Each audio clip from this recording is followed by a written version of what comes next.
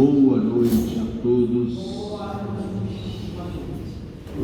Nós vamos iniciar os nossos estudos evangélicos da noite, rogando a todos os irmãos que ou desliguem os celulares ou mantenham os celulares no modo silencioso, a fim de que não haja nenhuma dificuldade aqui para os nossos estudos. Nós vamos agora fazer as nossas orações para iniciarmos o estudo evangélico dessa noite. Pai nosso que estais nos céus, santificado seja o vosso santo nome. Venha a nós o vosso reino, seja feita a vossa vontade, aqui na terra como em todo o universo. O pão nosso de cada dia dai-nos hoje. Perdoai, Senhor, as nossas dívidas, assim como perdoamos os nossos devedores. Não nos deixeis cair em novas faltas, livrai-nos do mal, pois que vosso são o reino, o poder, a majestade e a glória, para todos sempre, que assim seja. Obrigado, Jesus, por nos encontrarmos aqui nesse momento, por proporcionar à humanidade esse Consolador abençoado, que enche os nossos corações de esperança e de esclarecimento. Abençoai, Jesus, a todos os irmãos e irmãs que se acham aqui presentes, bem como abençoai os nossos lares, os nossos familiares, amparando aqueles nossos irmãos que sofrem, que padecem, e nos proporcionando, Senhor, um estudo que possa falar fundo aos nossos corações, nos ajudando a discernir a respeito das nossas graves responsabilidades que temos ao longo da vida. Amparai essa casa, Senhor, esse porto seguro das nossas almas. Os vossos emissários aqui presentes possam amparar a todos nós. E em nome de Deus, de Jesus, nosso mestre amado, de Paulo de Tarso, patrono da nossa casa de oração, estudo e trabalho, dos nossos amigos e benfeitores espirituais, nós iniciamos os nossos estudos evangélicos dessa noite, na santa e bendita paz do Senhor, que assim seja.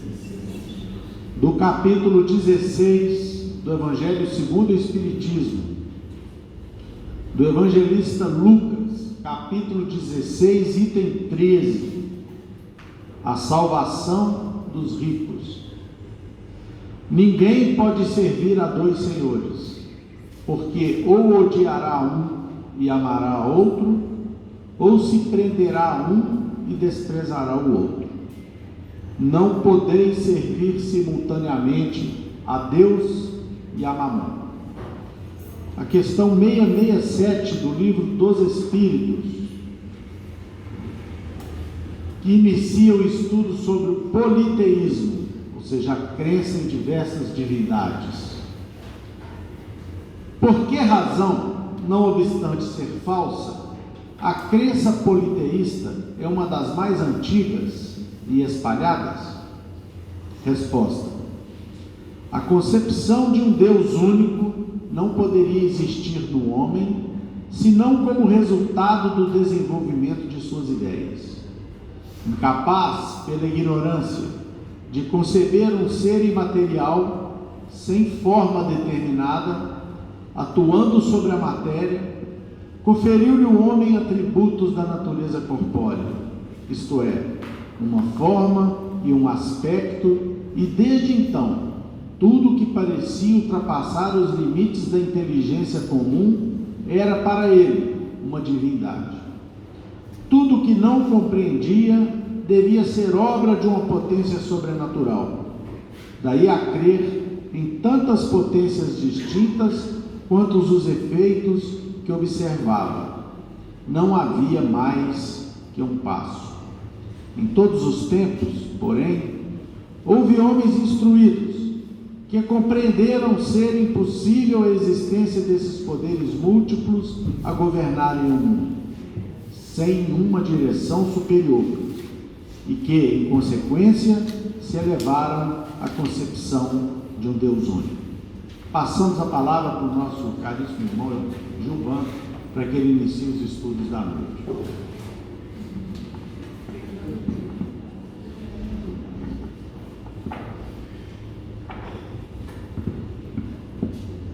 Boa noite a todos.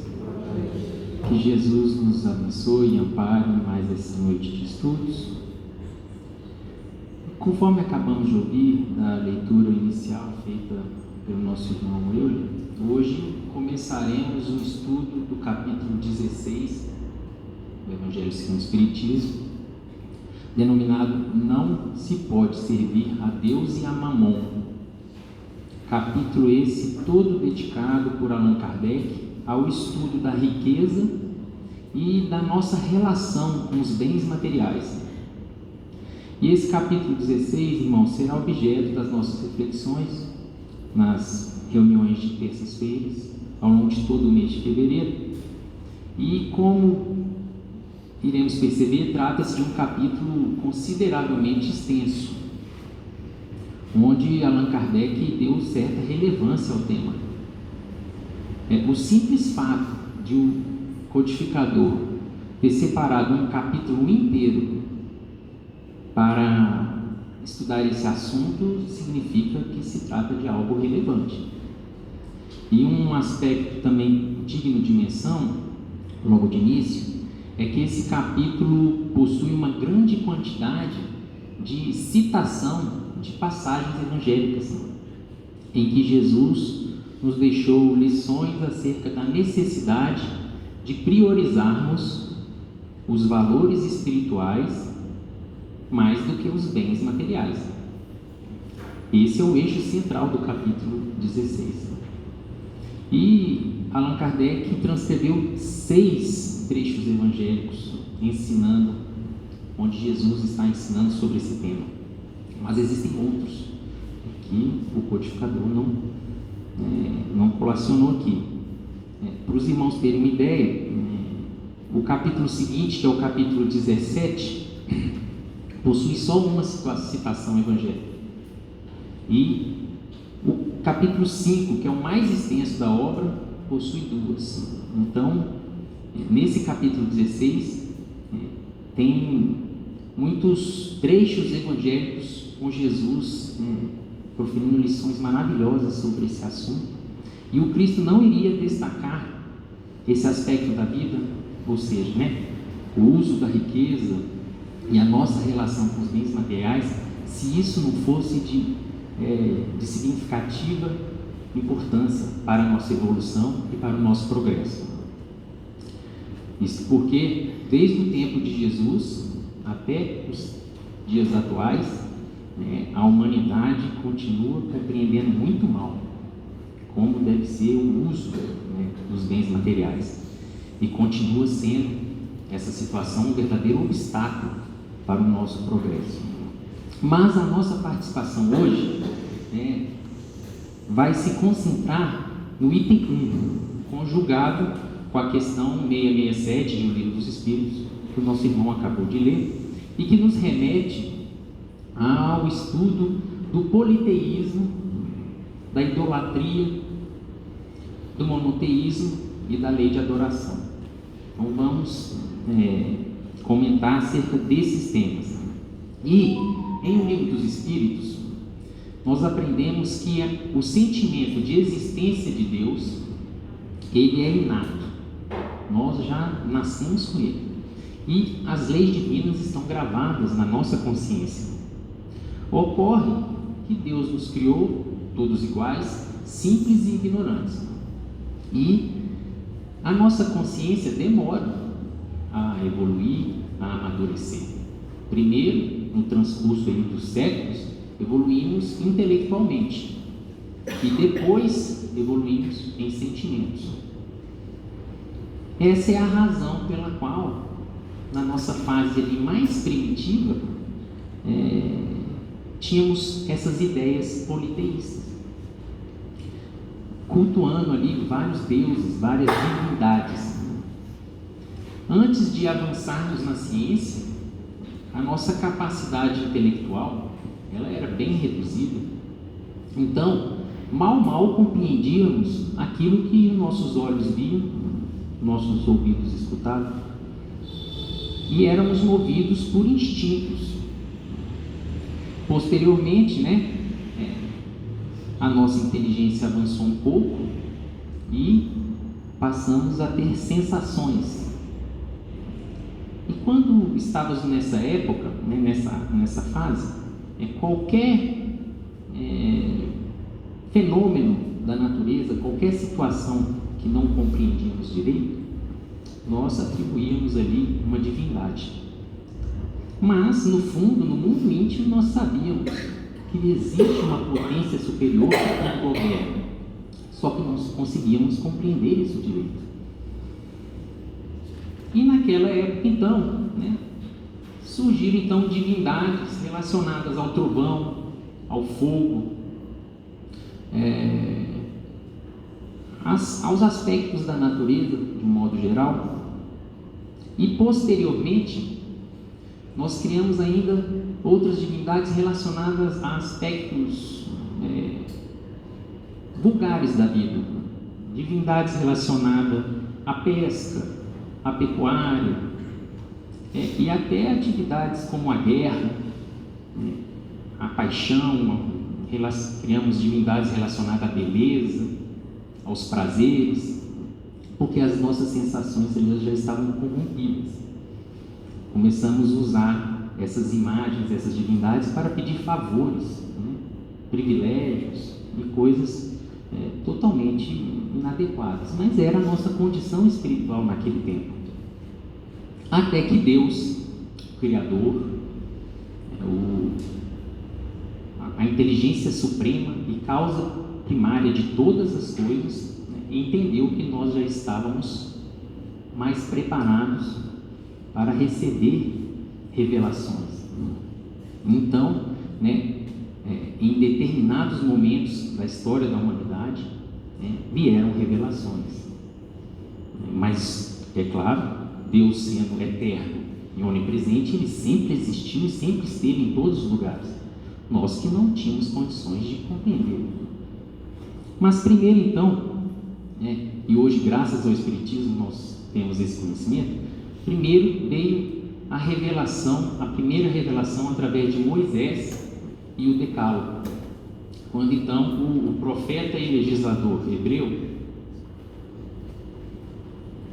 recebeu no Monte Sinai os 10 mandamentos, e esse foi um marco onde se estabeleceu ali o monoteísmo e as bases da justiça. Essa foi a primeira revelação. E é interessante que vejam o que consta logo no primeiro mandamento do Decálogo. O primeiro mandamento: Eu sou o Senhor vosso Deus, que vos tirei do Egito, da casa da servidão.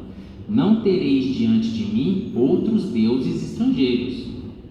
Não fareis imagem esculpida, nem figura alguma do que está em cima do céu, nem embaixo da terra, nem do que quer que esteja nas águas sobre a terra. Não os adorareis e não lhes prestareis culto soberano. Então, o primeiro mandamento foi a lei de adoração. Então, é um aspecto aqui relevante para nós já fixarmos.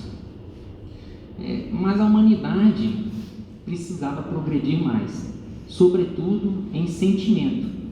E veio então a segunda revelação, na pessoa de nosso Senhor Jesus Cristo, o governador do planeta, nosso modelo, nosso guia, o sol moral da humanidade, representante direto de Deus, que nos tutela, nos sustenta e nos orienta a existência.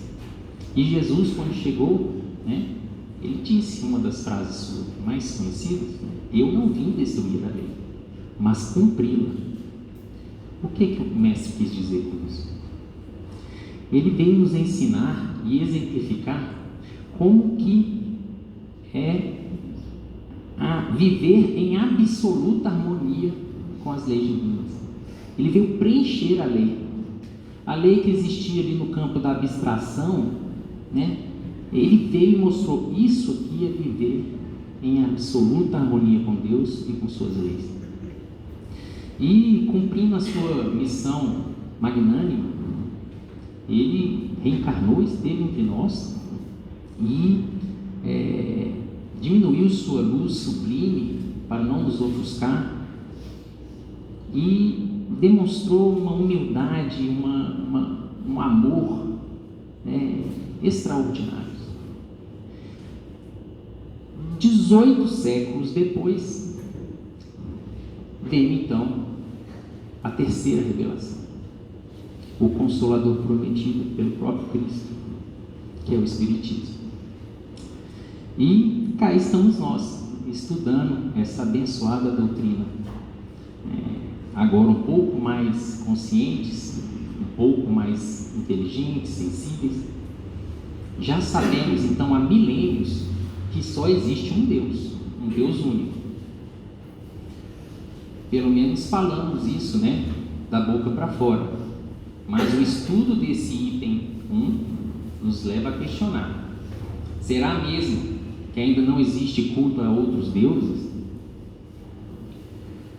Disfarçadamente, muitos de nós não acabamos ali aceitando ideias politeístas? Será que temos mesmo só um Senhor? Porque essa aqui que é a base do ensinamento de Jesus no item 1. Ninguém pode servir a dois senhores, porque ou odiará a um, ou amará a outro, ou se prenderá a um, ou desprezará a outro. Não podeis servir simultaneamente a Deus e a Mamon. O que é Mamon? Mamon é uma expressão que na tradução literal do hebraico significa dinheiro. Então Mamon foi mais uma dessas figuras mitológicas que nós, em nosso estado ali mais primitivo, criamos para cultuar como divindades esse aspecto da vida, o dinheiro, a posse de bens materiais. Como também existiram Poseidon, Apolo, Afrodite, Dionísio. E Mamon simboliza, portanto, a idolatria do ouro, do dinheiro, dos bens materiais ali, e representa a avareza, a cobiça, a ganância. Então, no capítulo 16, que estamos começando a estudar hoje, Jesus e a espiritualidade superior, através de Allan Kardec, nos adverte, abre os nossos olhos sobre os perigos da idolatria. A idolatria aqui no caso do dinheiro, mas podemos expandir isso para outros aspectos, porque toda vez que colocamos ou um ser, ou uma coisa, uma ideia, ou uma situação no centro da nossa vida, estamos ali criando um processo de idolatria.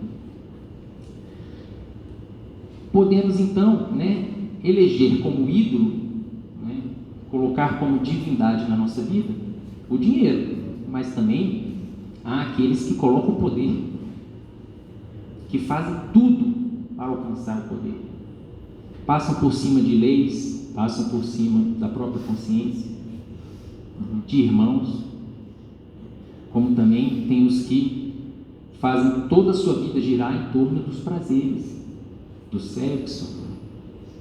Também há aqueles que fixam em uma determinada ideia, e aí surgem essas ideologias, às vezes até destruidoras, perniciosas.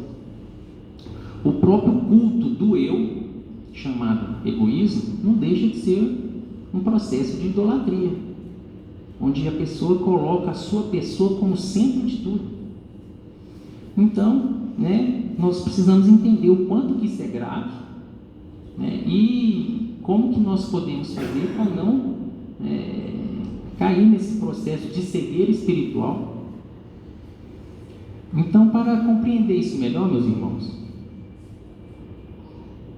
é sempre importante nós voltarmos a nossa mente para os fundamentos e os princípios básicos. E nesse sentido, vamos recordar que estivemos aqui na terça-feira passada, né, estudando o mandamento maior. Perguntaram a Jesus: qual é o maior mandamento? E ele respondeu: amar a Deus acima de todas as coisas. E ele não parou por aí, ele seguiu imediatamente falando: e tem o segundo, que é semelhante ao primeiro: amar o próximo como a si mesmo. Toda a lei e os profetas resumem, né, esses dois mandamentos que formam um só, né, resume toda a lei e os profetas. E na questão 1009 de O Livro dos Espíritos, Paulo de Tarso fala: gravitar para a unidade divina, eis o objetivo da humanidade. Portanto, Deus deve ser o centro da nossa vida. Toda vez que a gente tira Deus do centro da nossa vida e coloca outra coisa, um ser, uma ideia, uma situação, nós estamos ali entrando nesse processo grave de idolatria, né, que vai nos causar prejuízos enormes, porque gera estagnação, desequilíbrio, né? Entramos em labirintos aí, né, dores, remorso, né, em ciclos viciosos de reencarnações com pouco aproveitamento, porque a gente coloca no centro da nossa vida, né, alguma coisa que deveria, né, ser um instrumento, um meio, e não o objetivo. Pois bem, meus irmãos, o problema então da idolatria, ele é mais profundo do que o simples culto a imagens, a figuras mitológicas, né? Ele vai na base do sentimento, né? Vamos dar exemplos concretos, né? O que está por trás do culto, por exemplo, de Afrodite e de Mamon? Afrodite, né, na verdade, ela representa a idolatria ali do prazer, do sexo, das paixões desequilibradas, e Mamon do dinheiro, dos bens materiais, né? E isso aí, meus irmãos, pode gerar graves problemas, gera muitos problemas para todos que entram nesse processo. A literatura espírita está rica de páginas, né, nos alertando sobre isso. Temos na obra Libertação, né, a história de Gregório. Nesse livro aqui, Instruções Psicofônicas, a página é um pouco extensa, não tem como fazer a leitura, mas lá no grupo Meimei, em Pedro Leopoldo, eles prestaram auxílio a um espírito que havia sido muito rico, um bancário, e a página se chama Advertência, e ele dá um testemunho muito triste, né, para nos advertir acerca desse problema, desse risco de colocarmos os bens materiais, o dinheiro, no centro das nossas prioridades, né? E ele conta como que foi o processo dele de desencarnação, todo o sofrimento que ele passou, né? E tudo que ele via ouro, cédulas de dinheiro, ele corria para a rua, via as pessoas com roupas de ouro, né? Sentia fome, na hora que ele ia procurar um pão, o pão era uma barra de ouro, ia querer matar a sede, ao invés de água, ele via ouro líquido. Então ele entrou em desespero, e em um momento ele orou, pediu ajuda e ele foi socorrido. Mas é nesse sentido que nós temos que nos acautelar para não passar por uma situação como essa, né? Viver uma vida de equilíbrio, de harmonia, né, buscando sempre colocar Deus, suas leis, né, nas nossas prioridades. Então não é à toa que lá no Decálogo, o primeiro mandamento é a lei de adoração. E Jesus reforçou, né, que amar a Deus acima de todas as coisas é o maior mandamento. O Espiritismo depois também colocou a lei de adoração como a primeira das leis morais, de forma que Deus deve ocupar, né, o nosso eixo gravitacional. Por isso que Paulo disse: gravitar em torno da unidade divina, eis a meta da humanidade. Então, se a gente aplicar na nossa vida a lei de adoração de forma adequada, nós vamos ter uma vida equilibrada, harmoniosa, porque Deus é amor, Deus é equilíbrio, é perfeição. Nós estaremos tendo relações saudáveis com as pessoas, nós vamos saber nos relacionar com o dinheiro, com o poder, né, com o lazer, diferente quando nós colocamos, né, coisas indevidas como a nossa meta, o nosso objetivo. Então, amar a Deus acima de todas as coisas inclui, óbvio, acima do dinheiro. Isso significa que nós não podemos, né, colocar a busca por patrimônio, né, na frente da busca por valores espirituais. O erro está, então, em amar o dinheiro mais do que amar a Deus e as suas criaturas. Passar por cima das leis de Deus e dos nossos irmãos para alcançar mais dinheiro. Esse que é o erro. Porque o dinheiro em si, ele é um instrumento, um meio. E se Deus criou e permitiu a sua existência, é porque ele pode ser utilizado como uma força benéfica ao progresso da sociedade. Emmanuel, no livro Caminho, Verdade e Vida, comenta exatamente esse versículo, numa lição chamada Um Só Senhor.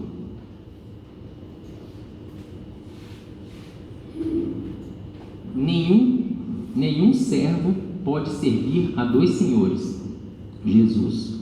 Está lá em Lucas, capítulo 16, versículo 13. E diz o benfeitor Emmanuel: se os cristãos de todos os tempos encontram dolorosas situações de perplexidade nas estradas do mundo, é que, depois dos apóstolos e dos mártires, a maioria tem cooperado na divulgação de falsos sentimentos com respeito ao Senhor a quem devem servir. Como o reino do Cristo ainda não é na terra, não se pode satisfazer a Jesus e ao mundo a um só tempo. O vício e o dever não se aliam na marcha diária. Que dizer de um homem que pretenda dirigir dois centros de atividade antagônicas em simultâneo esforço? Não tem como. Por isso que fala, não pode servir a dois senhores. Você não pode eleger como prioridade, né, coisas que são antagônicas. O Cristo é a linha central de nossas cogitações. Ele é o Senhor único, depois de Deus, para os filhos da terra, com direitos inalienáveis, porquanto é a nossa luz do primeiro dia evolutivo e adquiriu-nos a redenção, para a redenção, com os sacrifícios do seu amor. Então, o amor que ele, né, mostrou e mostra por todos nós, o sacrifício que ele fez, né, lhe conferiu direitos dele ser o nosso Senhor. E porque ninguém quer nosso bem mais do que Jesus, representante direto do Pai. Precisamos atender-lhe aos interesses sublimes com humildade. Somos servos dele, e para isso não é necessário fugir do mundo nem das responsabilidades que nos cercam, mas sim transformar a parte de serviço confiada ao nosso esforço, nos círculos de luta, em célula de trabalho do Cristo. Então nós temos que pegar tudo que Deus nos conferiu como empréstimo para utilizar a serviço, né, da evolução de todos, do bem comum. A tarefa primordial do discípulo é, portanto, compreender o caráter transitório da existência carnal, consagrar-se ao Mestre como centro da vida e oferecer aos semelhantes os seus divinos benefícios. Então, meus irmãos, precisamos compreender que tudo é uma questão de prioridade, de dar a cada coisa a sua devida importância, e lembrar que o nosso verdadeiro objetivo é o progresso espiritual, a nossa evolução, crescer em sabedoria e amor, e somente alcançaremos isso vivenciando o Evangelho de nosso Senhor Jesus Cristo. A conquista de bens materiais nunca pode ser o nosso objetivo central. Nós não podemos colocar isso como a nossa prioridade, senão nós estamos criando para nós um processo de idolatria, que vai nos causar ali graves prejuízos. Vamos então, meus irmãos, caminhando aqui para o final da nossa participação, com uma página do espírito Albino Teixeira. Está nessa obra aqui muito, muito interessante, eu gostei muito. Paz e Renovação. E Albino Teixeira nos diz o seguinte: a lição se chama Raciocínio Espírita.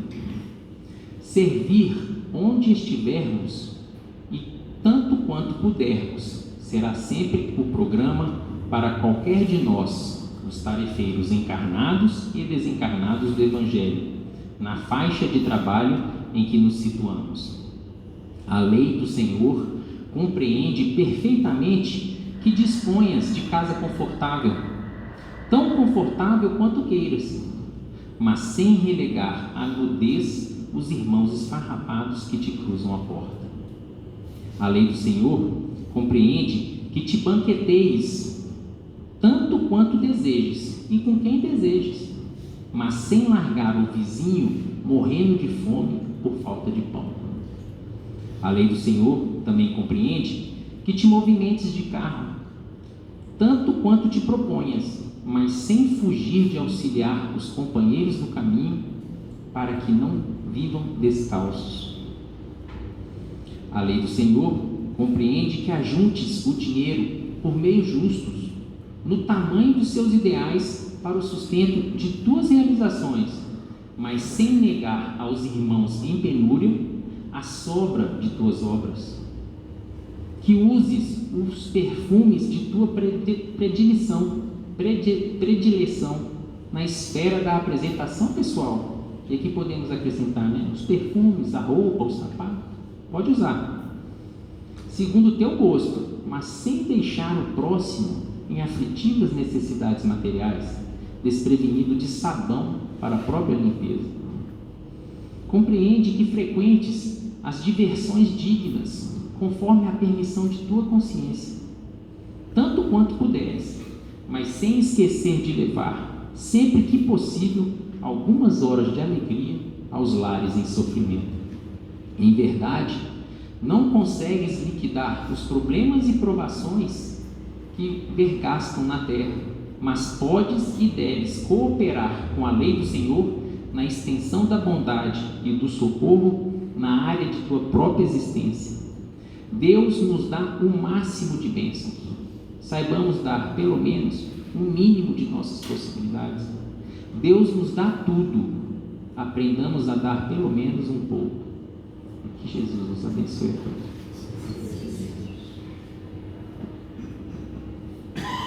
Meus irmãos, boa noite a todos.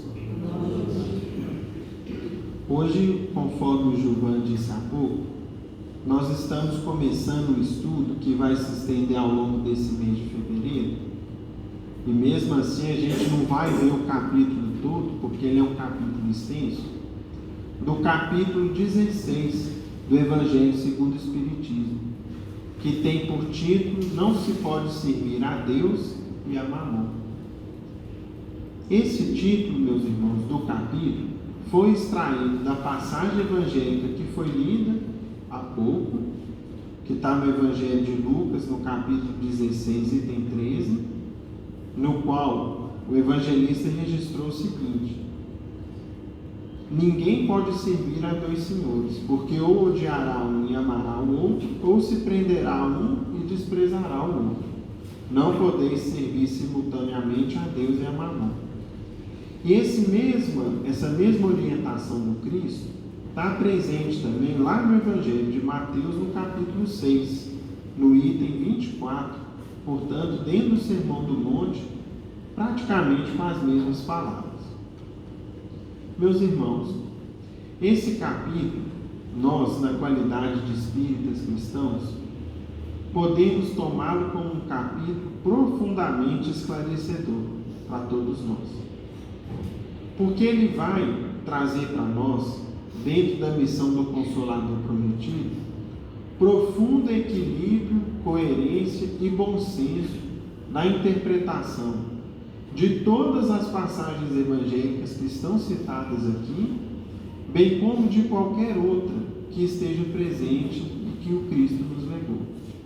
Isso porque, embora Jesus tenha abordado fartamente esse tema, o que a história nos mostrou a respeito? Ou seja, o Cristo, só aqui no capítulo 16, tem 6 episódios no qual Jesus trata e aborda esse tema. Só que a história mostrou para a gente, mesmo no seio da cristandade, nas escolas cristãs que se sucederam com o tempo, pelo catolicismo, pelo protestantismo e por tantas outras escolas de fé que vieram aí nos rastros do Cristo, nós tivemos pela história uma demonstração de uma profunda incompreensão desse assunto, que o tempo que a história registrou. Por exemplo, nós tivemos ao longo dos séculos cristãos que, na melhor das intenções, procurando ali dar uma demonstração de fidelidade, de amor às lições de Jesus e ao Mestre, fizeram votos de pobreza para poder seguir o Cristo. Será que é isso que o Cristo espera de nós na qualidade de seguidores fiéis? Esse capítulo aqui vai mostrar para a gente que não. Nós tivemos também, meus irmãos, por outro lado, escolas de fé cristãs que ao longo dos séculos chegaram a apresentar para a gente a riqueza material como se fosse um sinal do favor ou da graça divina, no seguinte sentido: que aquelas pessoas que por circunstâncias diversas ao longo da vida viessem a ficar ricas ou mais repletas de bens materiais, que aquilo ali seria um favor de Deus em seu benefício e que, portanto, ele deveria ou teria o direito a viver uma vida de fartura, de abundância, como se a vontade de Deus fosse que ele tivesse somente vitórias no campo material da vida e tivesse uma vida material plena e repleta de satisfações. É isso que o Cristo, que Deus espera de nós? Também não. Então, onde está o consenso?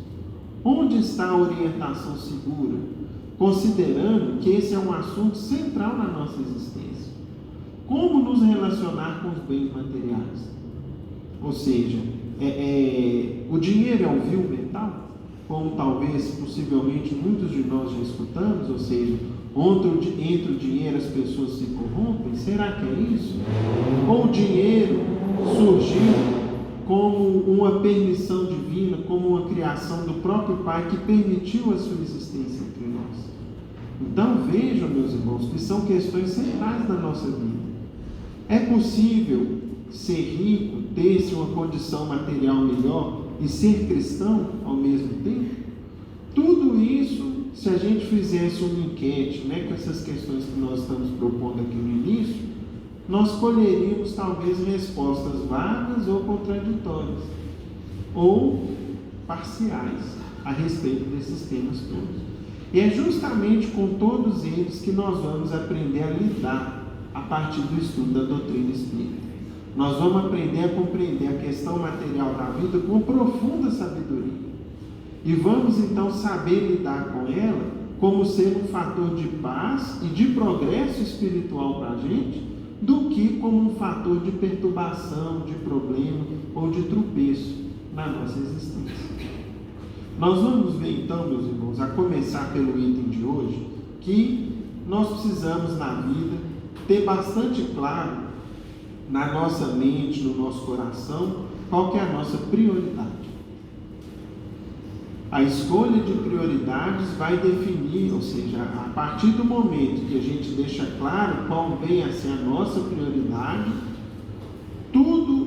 todas as nossas outras escolhas vão derivar daí. Se a gente observa, por exemplo, a vida do Cristo, em várias passagens do Evangelho, Jesus dizia o seguinte: Mestre, qual que é o seu propósito? O que o senhor está fazendo? O que te guia? E Jesus então respondia: eu vim cumprir a vontade de meu Pai. Eu vim cumprir a vontade de Deus. Portanto, o que o Cristo falou depois conosco, buscar primeiramente o reino de Deus e a sua justiça, ele mesmo exemplificou ao longo da passagem dele. Nada para ele passava acima dos interesses de Deus, do cumprimento da lei divina na terra. Tudo era em função dessa escolha de prioridades. E aí a gente então vira-se para nós. Quais prioridades nós estamos elegendo? Quais escolhas? Onde está o nosso coração? Foi o que o Cristo falou em outro episódio do Evangelho. O seu tesouro está onde está o seu coração. O que a gente busca? O que a gente elege como fator de alegria, de paz? Né? É um dia ter uma casa em tal lugar, ter um patrimônio tranquilo, ter uma aposentadoria tranquila? Ou é a gente procurar cumprir as leis divinas ao longo da nossa passagem na terra, sabendo que na questão material Deus está cuidando de nós? A gente observa, por exemplo, numa outra passagem, quando a gente comenta esse tema, teve um episódio, meus irmãos, que justamente lá nesse capítulo 6 de Mateus, Jesus falou conosco, que está lá no capítulo 25 do Evangelho segundo o Espiritismo. O Cristo aconselhava a gente assim: não acumuleis tesouros na terra, onde a ferrugem e os vermes os comem, e onde os ladrões os desenterram e roubam. Acumulai tesouros no céu, onde nem a ferrugem nem os vermes os comem. Ou seja, porquanto onde está o vosso tesouro, aí está também o vosso coração. Eis porque vos digo: não vos inquieteis por saber onde achareis o que comer para sustento da vossa vida, nem de onde tirarei vestes para cobrir o vosso corpo. Não é a vida mais do que o alimento e o corpo mais do que as vestes? Vejam como é que Jesus é claro quando ele fala conosco. Está lá no Evangelho de Mateus. Observem os pássaros do céu. Não semeiam, não colhem, nada guardam em celeiros, mas vosso Pai Celestial os alimenta. Não sois muito mais do que eles? E qual dentre vós o que pode, com todos os seus esforços, aumentar de um côvado da sua estatura? Por que também vos inquieteis pelo seu vestuário, pelo que nós vamos vestir? Observem como crescem os lírios nos campos, não trabalham e nem fiam. Entretanto, eu vos declaro que nem Salomão, em toda a sua glória, jamais se vestiu como um deles. Ora, se Deus tem o cuidado de vestir dessa maneira a erva do campo, que existe hoje e amanhã será lançada ao fogo, quanto mais cuidado não terá em vos vestir, ó homens de pouca fé. Não vos inquieteis, pois, dizendo: que comeremos, ou que beberemos, ou que vestiremos, como fazem os pagãos, que andam à procura de todas essas coisas, porque vosso Pai sabe que tendes necessidade delas. E conclui Jesus dizendo assim: buscai primeiramente o reino de Deus e a sua justiça, que todas essas coisas vos serão dadas de acréscimo. Ou seja, se a gente se esforçar em cumprir a vontade de Deus, cumprir as leis divinas ao longo da nossa vida, naturalmente nos será proporcionado o alimento, as vestes, ou seja, as nossas necessidades serão atendidas naquilo que a gente precisa. Assim, não vos coloqueis, não vos ponhais inquietos pelo dia de amanhã, porquanto amanhã cuidará de si. a cada dia basta o seu mal. E aí, meus irmãos, nós vamos ver, por exemplo, com o advento da doutrina espírita, muitas lições. Se a gente pega, por exemplo, no Livro dos Espíritos, qual o caminho para a gente compreender e aprofundar melhor nesse tema? Primeira fonte de conhecimentos para nós. Lá no capítulo 5, na parte 3ª do Livro dos Espíritos, intitulada Lei de Conservação, nós temos lá o seguinte, o uso dos bens da terra é um direito de todos os homens? Resposta: esse direito é consequência da necessidade de viver. Deus não imporia um dever sem dar ao homem o meio de cumprir. Portanto, nós podemos sim usufruir do que existe de material à nossa disposição. Com que finalidade Deus pôs atrativos no gozo dos bens materiais? Ou seja, por que às vezes a gente almeja, ter uma roupa um pouco melhor, uma casa um pouco melhor, um meio de transporte melhor, etc. Para estimular o homem ao cumprimento da sua missão e também para experimentá-lo por meio da tentação. Ou seja, se nós formos observar, qual que é o grande estímulo ao trabalho na terra, considerando que nós ainda não estamos habilitados a servir sem receber algo em troca? É justamente o ganho material. Graças à necessidade dos bens materiais, nós estamos transformando o mundo enquanto humanidade ao longo dos séculos. Se a gente observar, por exemplo, a vida que a gente vive hoje, uma pessoa que tem um padrão médio no Brasil, com certeza a vida dele é mais confortável de qualquer pessoa que tem um padrão médio do que um nobre europeu há 200 anos atrás. Nós temos remédio, temos acesso a tratamento de saúde, às vezes temos um chuveiro elétrico dentro de casa, temos uma casa de alvenaria, que de certa forma nos protege das intempéries. Nós temos acesso a transporte, acesso à informação, uma grande quantidade de informações que está aí às vezes até de maneira gratuita à nossa disposição. Portanto, tudo isso fruto do quê? Do trabalho. Agora, qual foi o grande estímulo ao trabalho? A busca de um pouco mais de conforto, de uma situação um pouco mais confortável na vida. Portanto, é o grande móvel do progresso e do trabalho. Agora, ao mesmo tempo, meus irmãos, esses bens vão nos tentar. E aí vem a pergunta seguinte, qual o objetivo dessa tentação? Resposta: desenvolver-lhe a razão, que deve preservá-lo dos excessos. Vejam bem, onde que mora o problema? O problema não está em nós queremos ter um pouco mais de conforto. O problema, meus irmãos, mora nos excessos. E às vezes na indiferença nossa com quem está ao nosso lado. Esse é o grande ponto em que o Cristo e a doutrina nos chamam a atenção. Mostrando para a gente o seguinte, que foi o que nós estudamos semana passada. Nós precisamos sempre nos colocar no lugar do outro, sempre quem está à nossa volta. Às vezes eu consigo abrir mão de um pouco do meu conforto, até um pouco do meu necessário, em benefício de quem está muito pior do que eu. Esse é o ponto que a gente precisa se exercitar. Agora, os excessos de todo gênero é que tem trazido uma série de problemas para nós.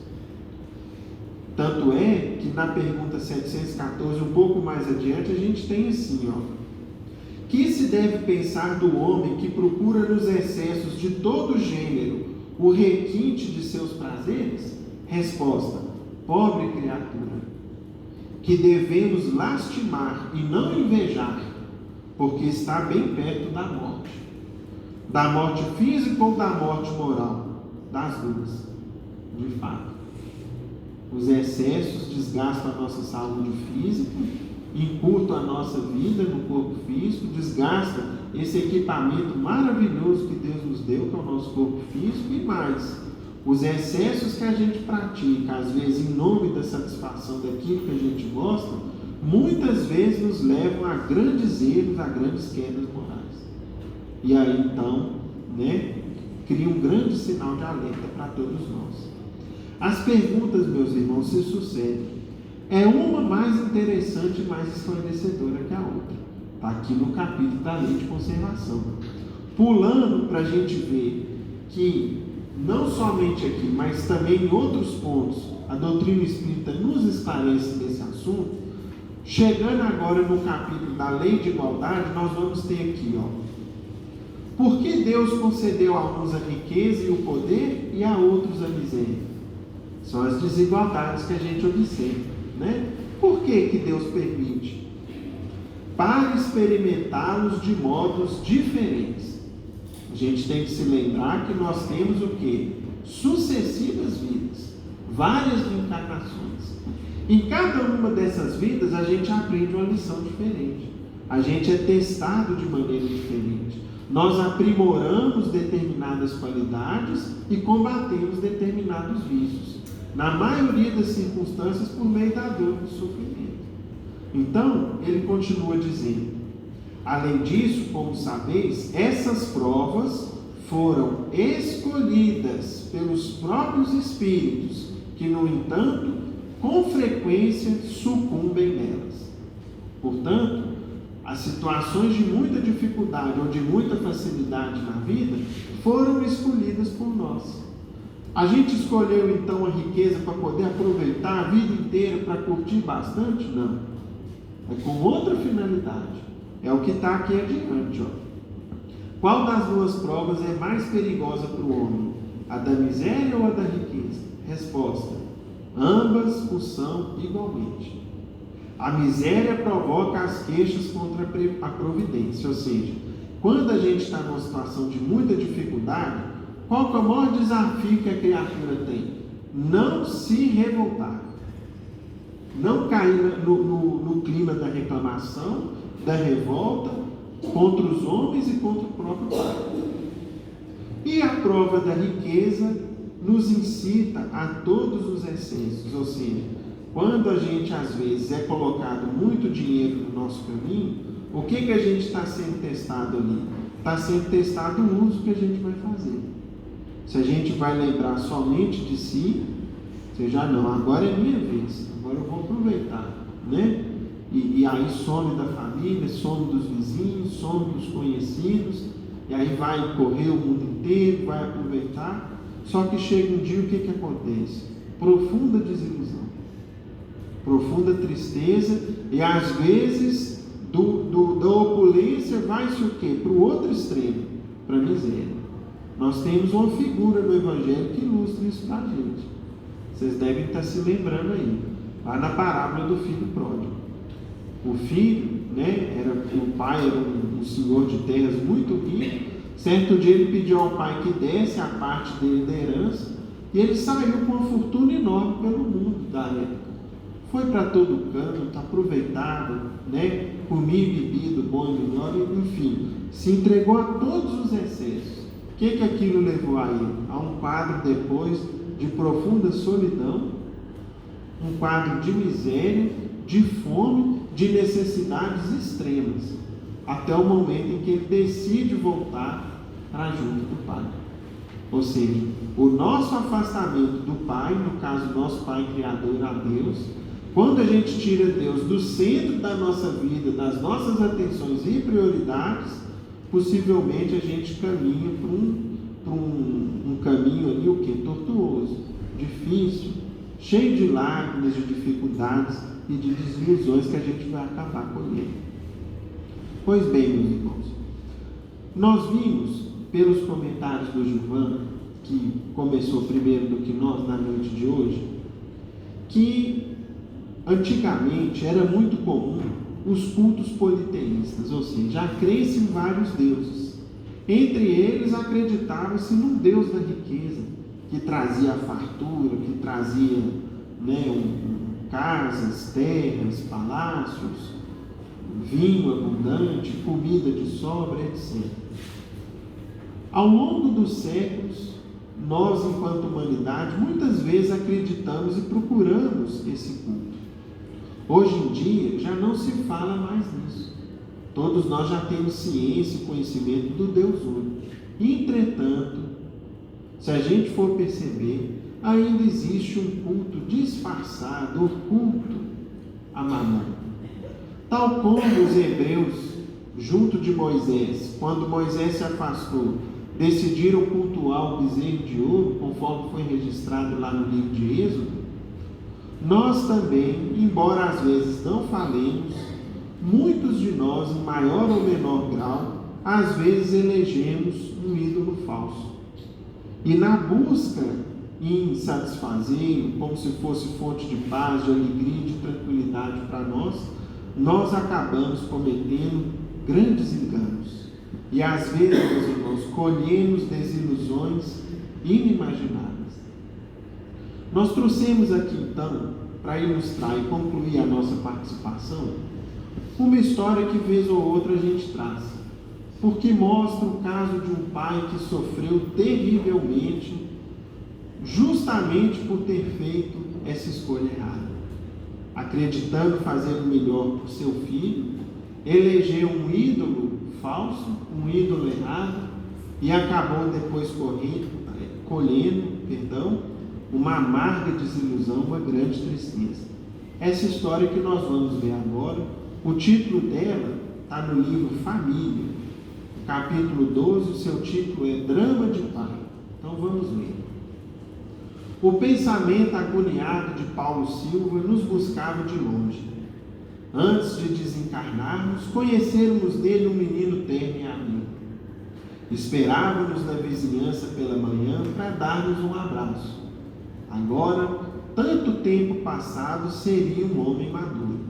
Então o irmão X conheceu Paulo Silva, passou-se muito tempo, o irmão X já no mundo espiritual, iria reencontrar com Paulo Silva ainda encarnado. Sim, ao revê-lo, no limiar dos 50 anos de idade, nos assustamos ao identificar os cabelos brancos, o corpo em terrível abatimento, o olhar cheio de lágrimas e os gritos de louco. O que teria ocorrido para motivar a tragédia?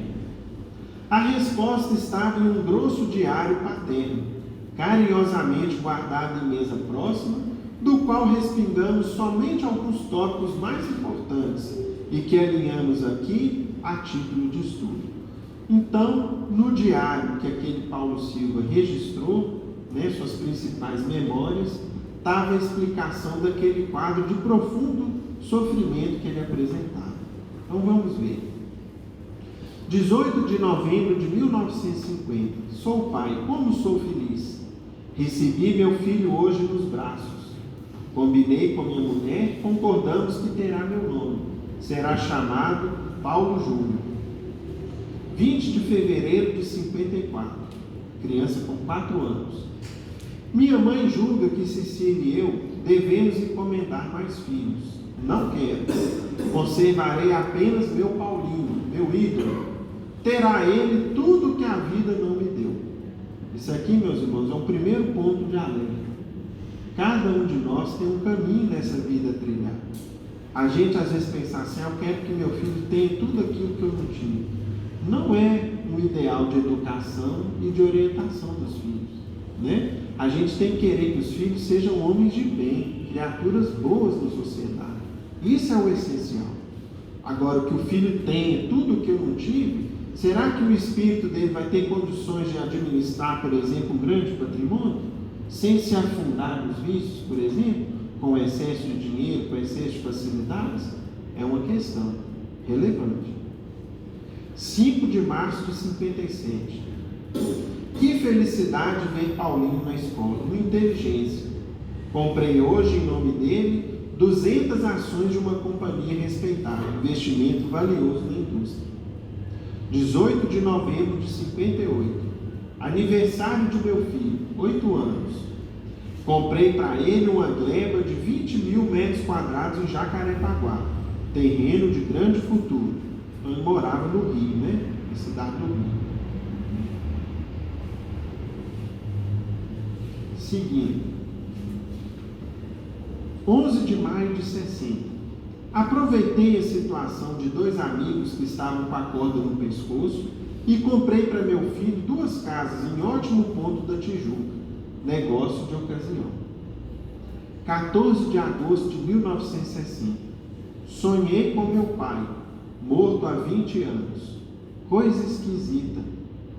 Pedia-me pensar nas crianças abandonadas, nos filhos sem ninguém, nos pequenos ainda em desamparo na rua. Acrescentou que eu posso e devo amar meu filho, mas sem esquecer que todos somos filhos de Deus e que o mundo está cheio de criaturas necessitadas a pedirem socorro. Despertei assustado. Isso tudo, porém, é bobagem. Os mortos estão mortos. Preciso cuidar do futuro de meu filho e de nada mais. 15 de abril de 61. Viva a boa sorte. 2 viúvas em aperto me venderam suas casas por ninharia, verdadeiras mansões. Escrituras lavradas em nome de Paulinho. Meu filho será grande proprietário. 16 de junho de 62. Mais terrenos para meu filho. 2 glebas em Teresópolis. 19 de julho de 62. Comprei 400 ações em nome de Paulinho, de indústrias do interior de Minas Gerais. 20 de janeiro de 63. O menino estava aí por volta de 13 anos, né? Freiras de um asilo vieram me pedir socorro em favor de crianças órfãs. Não dei nada e nem vou ajudar. Meu filho não vai ser prejudicado por desfalques de caridade. 22 de fevereiro de 64. Os espíritas que constroem um abrigo para crianças chegaram em comissão, rogando auxílio. Achei-os engraçados. Minha resposta foi não, como sempre. Tudo que me vier às mãos será de Paulinho. 18 de novembro de 65, 15 anos. Belo e feliz aniversário do meu filho. Comprei para ele hoje à tarde boa fazenda no interior fluminense. 20 de novembro de 65, ou seja, passou 2 dias, aí olha o que aconteceu. Sonhei de novo com meu pai, dizendo para não me esquecer do ensinamento evangélico que indica na caridade a força capaz de cobrir nossas faltas e renovar nosso destino. Lembro-me perfeitamente das palavras dele, afirmando que é preciso ajudar aos que sofrem na terra para receber a ajuda dos que moram no céu. Tolices. Acredito que a conversa dos espíritas me influenciou negativamente. 31 de dezembro de 66. Comprei mais 2 casas para meu filho, pechincha que eu não esperava. 4 de março de 67. Paulinho brilhando nos estudos secundários. Que carreira seguirá? Acima de tudo, quero que seja um homem rico. Não acredito em poder superior ao poder do dinheiro.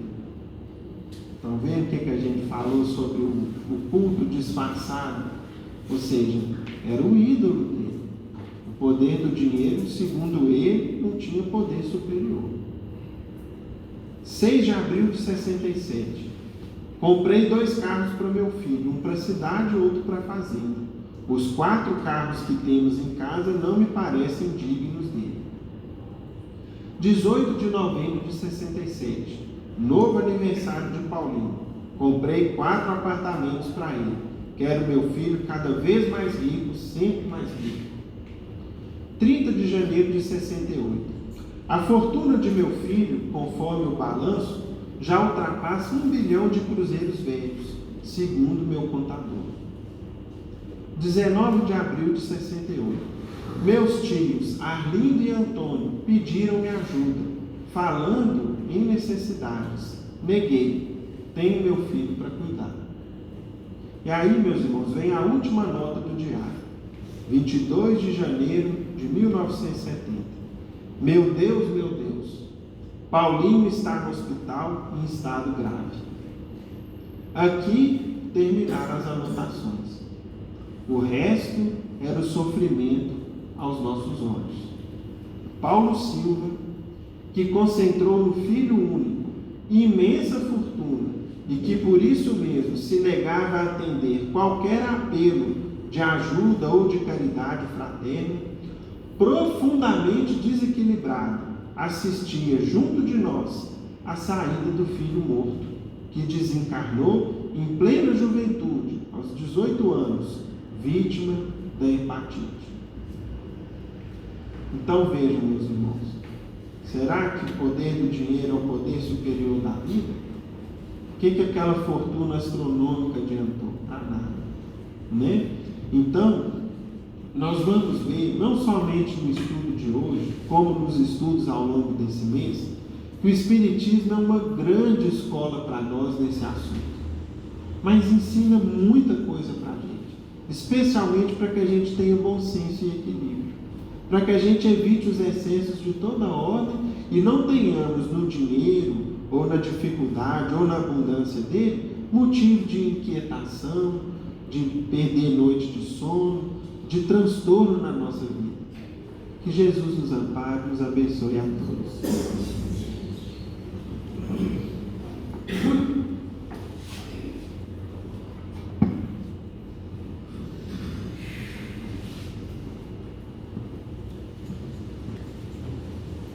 Querido Mestre Jesus, nós estamos elevando o pensamento a vós, agradecendo, Senhor, pelas bênçãos, o amparo, a assistência que temos recebido, pela vossa misericórdia em nossas vidas, e nessa noite em particular, Senhor.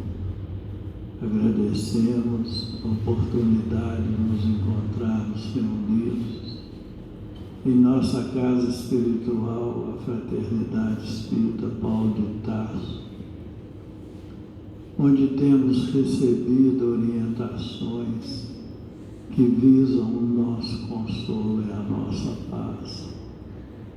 Pedimos, Senhor, que os nossos benfeitores espirituais estejam sempre ao nosso lado, mantendo viva em nosso coração e na nossa mente as advertências que aqui temos recebido.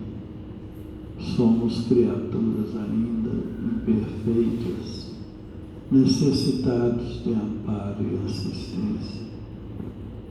Pedimos que as vossas bênçãos se estendam sobre todos nós que aqui nos encontramos, encarnados e desencarnados, estendendo a cada um de acordo com o grau de merecimento e a sua necessidade.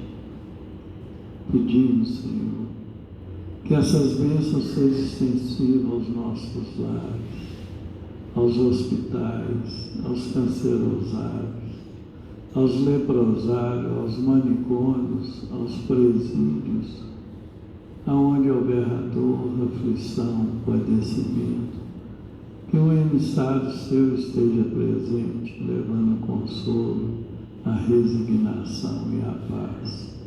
Ave Maria, cheia de graça, o Senhor é convosco. Bendita sois vós entre os anjos, bendito é o fruto do vosso ventre, nasceu Jesus. Santa Maria, Mãe de Jesus, rogai a Deus por nós, pobres pecadores, encarnados e desencarnados, hoje, agora e sempre, que assim seja. E com essa rogativa, em nome de Deus, de Jesus, nosso Mestre amado, de Paulo de Tarso, patrono da nossa casa de oração, estudo e trabalho, dos nossos amigos e benfeitores espirituais, nós estamos encerrando os nossos estudos evangélicos e doutrinários dessa noite, na santa e bendita paz, que assim seja. A fila do passe será formada aqui agora